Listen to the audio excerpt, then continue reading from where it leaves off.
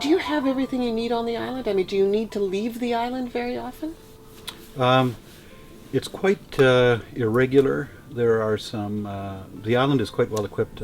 There's doctors on the island. There's a dentist. There's a grocery store. The grocery store has a liquor outlet. There's the post office. Just about anything you need, from a haircut to a hardware store, is available on the island. If there was one thing that you could change about Bowen, what would that be?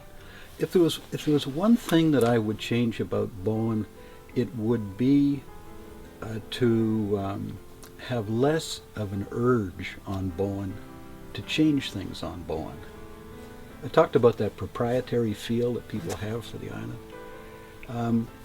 Because of that, there seems to be this kind of strong sense that it has to change in some way to make it better.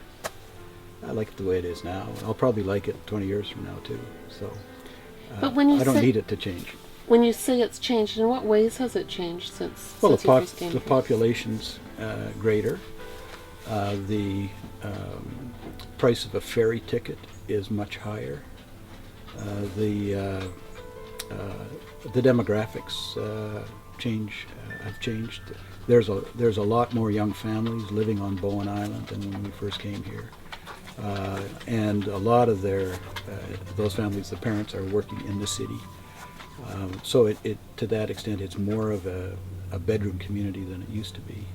And some of the people who have homes here actually just use them as cottages still, as they did back in the old days, right?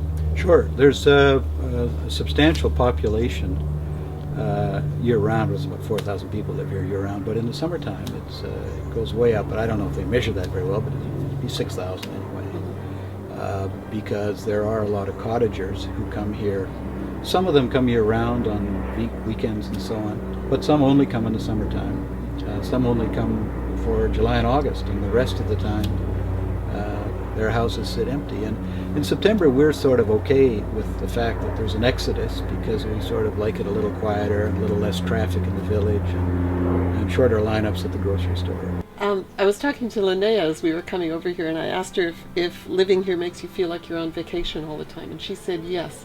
Is that how you feel about it as well? Well, of course, I am on vacation all the time, but sure. And I think for a lot of people that live here, the commute, there's an expense dimension to it, and there's a time dimension to it, and so on. But once you're home, you're living in the same place that all these cottagers come to for their summer vacation, and that's pretty special.